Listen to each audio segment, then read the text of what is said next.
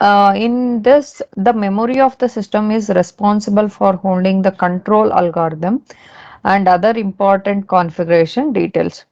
Whatever the memory we have seen in your embedded system diagram or embedded system representation component, it will be having the all the control algorithm and important configuration details with respect to your embedded system function. Okay, for most of the embedded system, the memory or for storing the algorithm or configuration data is of fixed type, which is kind of read only memory.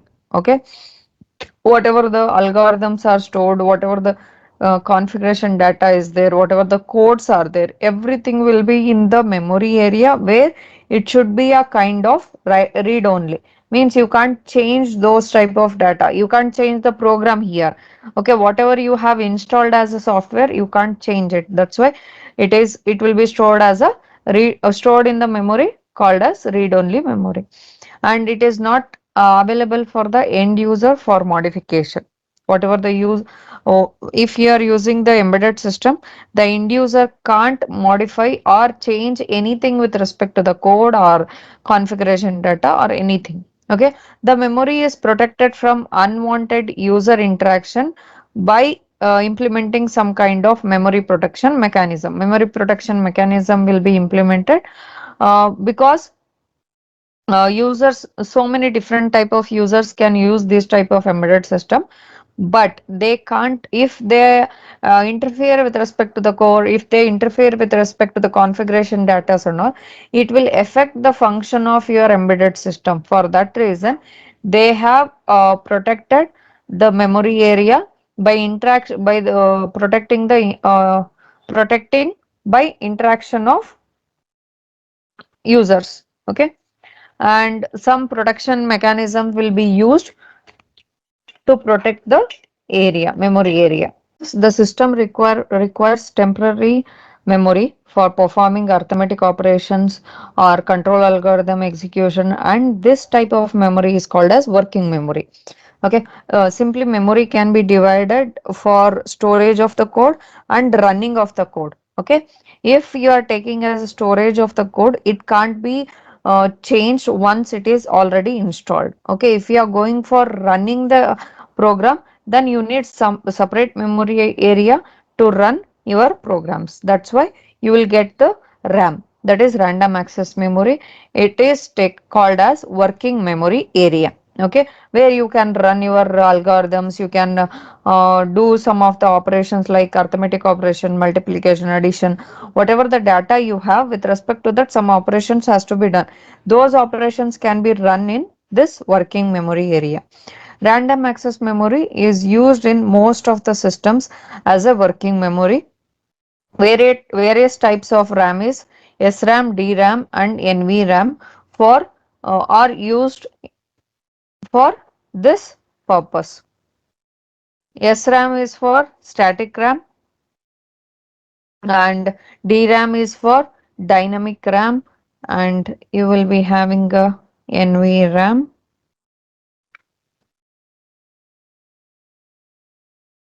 non-volatile random access memory, that is your NVRAM. And typical embedded system, apart from these, communication interface is essential for communicating with various subsystems of the embedded system and with the external world. You need to have an interconnection between one device to the another device. When we are telling with respect to the embedded system and memory area, and you will be having the core, you will be having the peripheral devices, you will be having some functioning ICs and all. If we are having all these parts in your embedded system, you need to have a communication between one devices to the another device or one part to the another part. To have that communication, you need to have an interconnection between these internal subsystems also, and you need to have a connection between from one device to another device, internal device to external device by external connections. Okay, that's why you can go with respect to communication interfaces. The communication interfaces may be used to achieve the onboard I2C, SPI, UART, parallel bus interface, etc. Or external communication are wireless interfaces like infrared, Bluetooth, Wi-Fi, etc. These are for external communication. Internal communication are I2C, SPI and UART. With respect to these communication interfaces, we are going to explain or we are going to discuss with respect to this for in further topics also. Okay, don't worry about that. And next is core of embedded system. What will be the core of embedded system? What is the main programming or algorithms will be installed, how you are going to run it, that will be coming under core of embedded system. Core of embedded system are domain and application specific and are built around a central core. With respect to central core, the embedded system will be running. There are domain and application specific are which are built around the central core. The core of the embedded system falls into any one of the following categories. Means whatever the core we are using, that is the main part. And general purpose and domain specific processors are, you will be having microprocessor, microcontroller and digital signal processor, that is under general purpose and domain specific processors. Under this you have three parts, that is, see, with respect to general applications, with respect to like what we have discussed as an example, the electronic toys and all, and smaller application devices, for all those things you need a simpler core device or processors. That's why you will go with respect to microprocessor, microcontrollers and digital signal processors. These are the three domain specific processors used. And application specific integrated circuit, that is ASIC, are used as a core towards the embedded system. And another one is programmable logic devices, that is PLDs, commercial off the shelf components, that is COTS, commercial off the shelf components. These are the devices or core devices which are used to generate or produce your embedded systems. Okay, general purpose and domain specific processor, almost 80% of our embedded systems are processor or controller based. Okay, whatever the 80% of embedded systems are generated, they have processor or they are processor or controller based one. The processor may be a microprocessor or microcontroller or digital signal processor, depending on the domain and application. Whatever the processor we are using, it may be a microprocessor or microcontroller or digital signal processor with respect to the domain and application, what type of application we are using. If I am doing with respect to simpler application or it is using only for 8-bit data or anything, then you will be going with respect to 8-bit microprocessor or 8-bit microcontroller. If need a control operation also, then you will go for microcontroller. If you are doing some processing on the data, whichever it is given for the given as an input for your embedded system, then signal processor will be digital signal processor will be used. And most of the embedded system in the industrial control and monitoring application make use of commonly available microprocessors or microcontrollers. Okay, most of the embedded system in the industrial control and monitoring application we will be using microprocessor and microcontrollers. Yeah, and domain which requires signal processing such as a speech coding, speech recognition, etc., make use of special kind of digital signal processing. For example, if I am taking an speech coding and speech recognition, at that time you need a digital signal processor which will process the data which is given as an speech as an input for this embedded system. That's why you will be using digital signal. For example, we have seen that hearing aid Whatever the data you are getting as an input, that will be amplified and it is given to the user. That's why you will be using a digital signal processor as an core for those type of embedded systems. Okay. And next is microprocessors.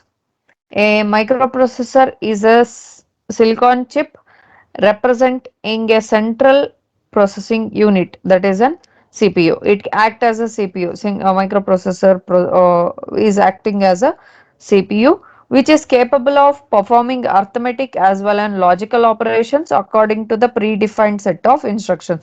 You have to give some instruction to perform those arithmetic and logical operations. You have add C, and you have subtraction, division, multiplication. All these operations you can do using the microprocessor. Okay. And in general, the CPU contains the arithmetic and logic unit, ALU, and control unit and working registers. You have all these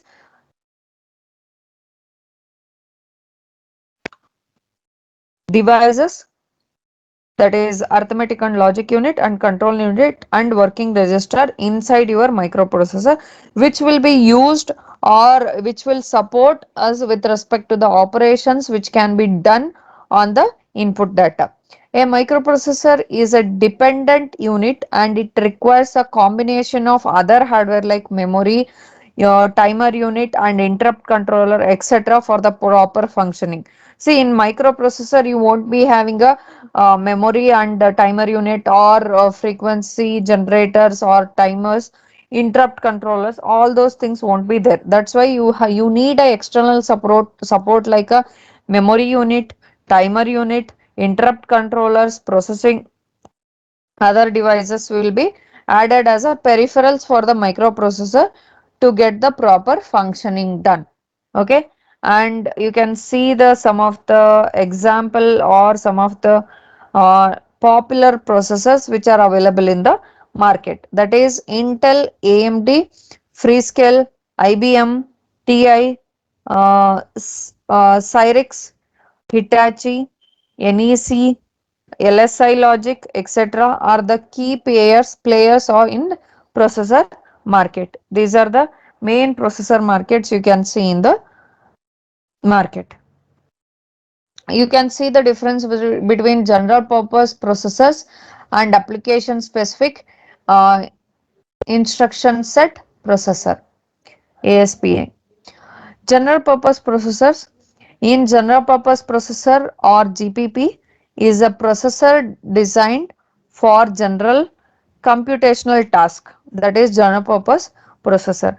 Application specific instruction set processor is application specific instruction set processor, ASIP, or processor with architecture and instruction set optimized to specific domain application requirements like network processing, automotive, telecommunication, media application, digital signal processing, control applications, etc. All come under application specific instruction set.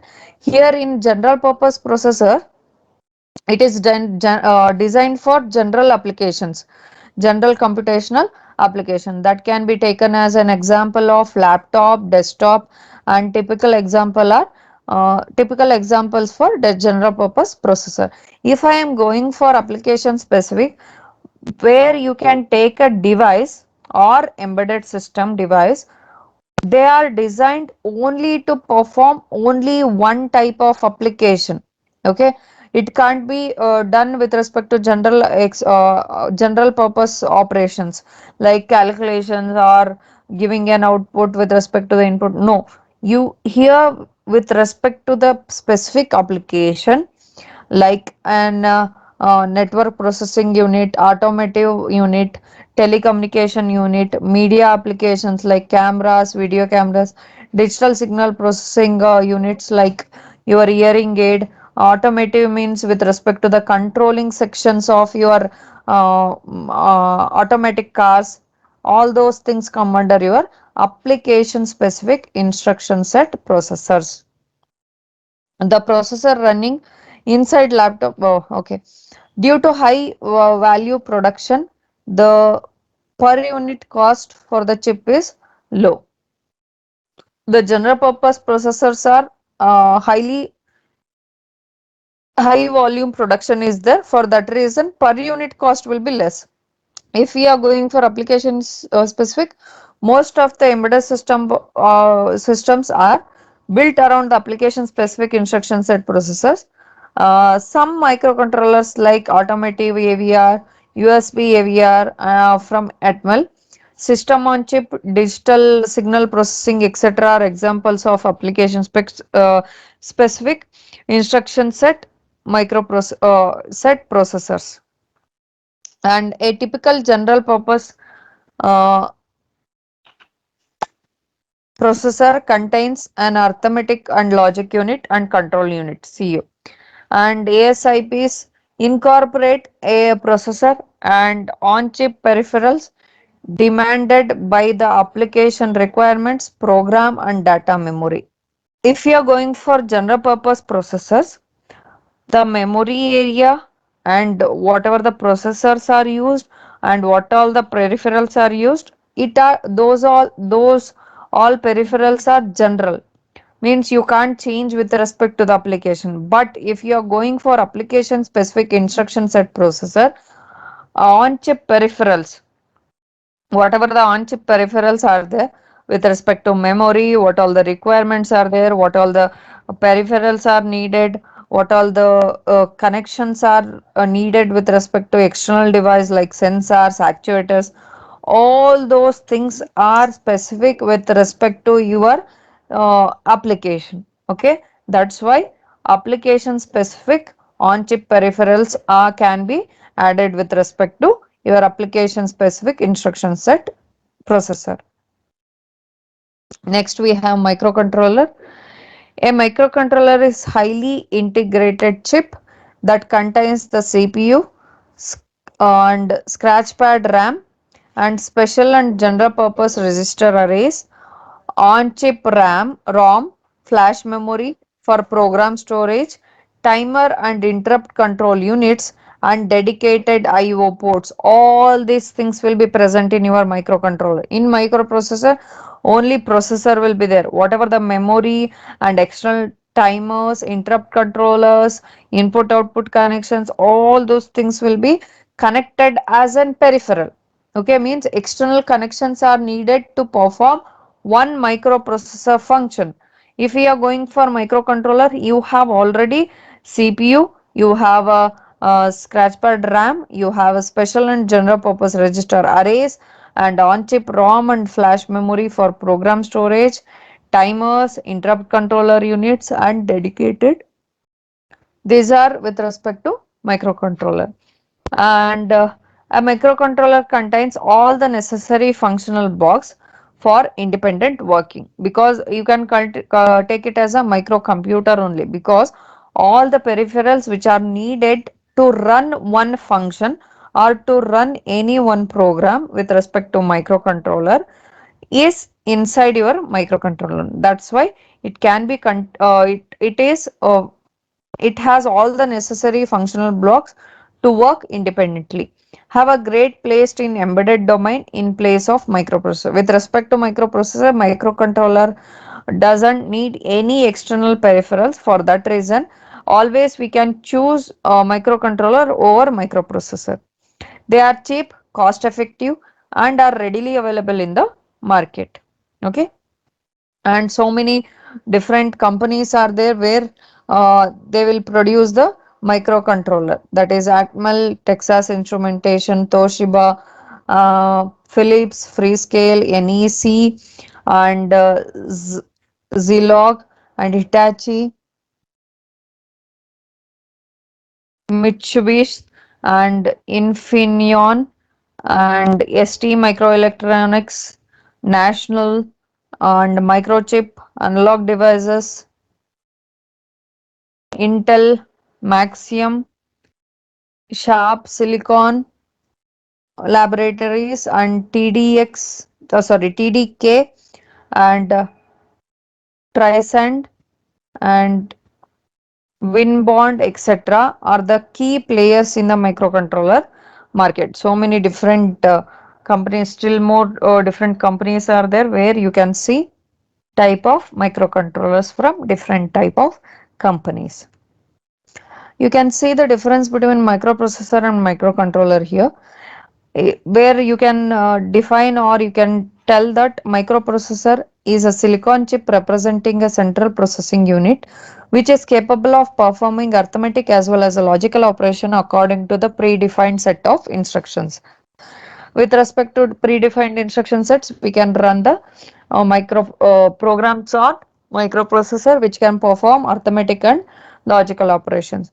If I am going with respect to microcontroller, a microcontroller is a highly integrated chip that contains a CPU, scratchpad RAM, special and general purpose register array, on-chip ROM, flash memory for program storage, timer and interrupt controller units and dedicated IO ports. That is related to microcontroller, means it has all the peripherals which are needed with respect to the functioning of arithmetic and logical operations. And in microprocessor it is dependent unit.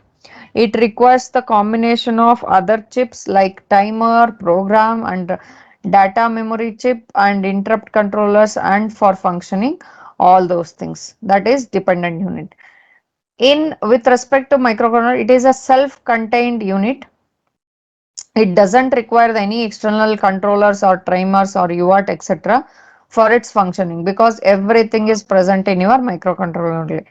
Most of the time, general purpose is design and operation. In design and operation, with respect to microprocessor, it is a with respect to functioning, it is a general purpose design. If we are going for microcontroller, mostly it is application oriented and domain specific with respect to microcontroller programs or codes, and doesn't contain a built-in IO port, and the IO port functionality needs to be implemented with the help of external programmable peripheral interface chip like 8255. See, if you want to give any external input towards the microprocessor, always you don't have any built-in IO port. That's why you need external IO port. To function that external IO port, you need an external programmable peripheral interface chips like 8255. And most of the processor contains multiple built-in IO ports which can be operated as a single 8 or 16 or 32-bit port or as individual port pins. That is with respect to microcontroller. If I am considering with respect to microprocessor, targeted for high-end market where performance is important. If I am going for microcontroller, targeted for embedded market where the performance is not so critical with respect to microcontroller. And in microprocessor, limited power saving options compared to the microcontroller. Here in microcontroller includes a lot of power saving features because see, if I am going for microprocessor, you have so many external peripherals to control or function with respect to the external devices or external peripherals. You need to have a power supply for all the external devices. To power saving option will be very less compared to the microcontroller. Okay.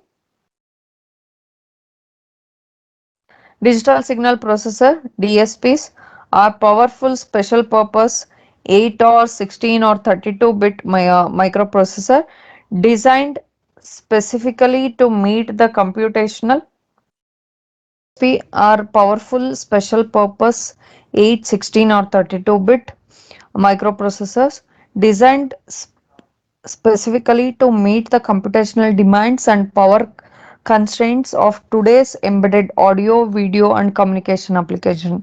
Normally, whenever we are going for digital signal processors, always it will be with respect to the processing functions.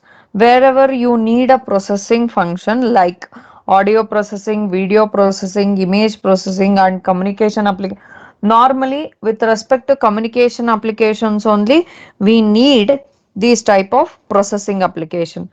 Okay, and digital signal processors are 2 to 3 times faster than a general purpose microprocessor in signal processing application. If I am going with respect to microprocessor or general purpose microprocessors, compared to that, this digital signal processing processors are faster for signal processing applications. Okay, this is because of architectural difference between these two, and DSP implement algorithm in hardware which speeds up the execution, whereas general purpose processor implement the algorithm in firmware, and the speed of the execution depends primarily on the clock of the processor. As I told you, you can see the difference also here, where DSP will be running the algorithms in hardware. Okay, whatever the algorithms with respect to the processing of the signals are there, you will be running them in the hardware, because you will be having the processing hardwares also with your digital signal processors. And whenever you are running the algorithms in hardware, the output will be very fast. It will speed up the execution also. And if you are going for general purpose processor for processing of your signals, then whatever the algorithms are there, you will be running on the this one firmware or software. Okay, that's why the speed of the execution will be slow compared to your DSPs. Okay, audio video signal processing, telecommunication, and multimedia applications are typical examples where DSP is employed. All for telecommunication and multimedia applications, you are going to do audio or video signal processing. Digital signal processing employs a large amount of real-time calculations. Okay, always it needs a large amount of real-time calculations, like whatever the FFT, DFT, sum of product calculation, convolution, fast Fourier transform, discrete Fourier transform, etc. will be performed. Those calculations you have seen already in fourth sem or fifth sem, fourth sem I think you were having signal processing function, signals and system. There you have seen these, or DSP you have seen this for fast Fourier transform and DFTs, sum of products and convolutions and all. These calculations can be needed with the large amount of real-time calculations, okay, etc. are some of the operations performed on a digital signal processors. This is related to your digital signal processors.